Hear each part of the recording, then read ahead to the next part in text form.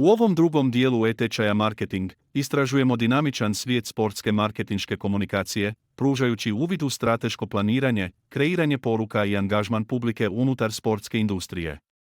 Tijekom tečaja temeljito ćete istražiti aspekte marketinga, uključujući ključne uloge komunikacijskih alata, sportskog marketinga, sponzorstva, prodaje i marketinških strategija. Ovaj e-tečaj sastoji se od 2 videa i 2 interaktivne vježbe posvećene istraživanju ključnih marketinških koncepata unutar sportskog sektora. Naučit ćete o učinkovitim strategijama za stvaranje prihoda i održavanje poslovnog rasta posebno prilagođene sportskoj industriji.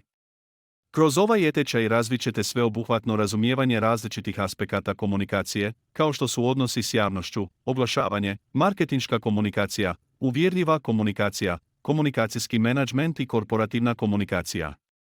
Istraživat ćete pravne okvire, prilagoditi komunikacijske stilove različitim ciljevima i njegovati etičke vrijednosti, potičući način razmišljanja o cjeloživotnom učenju.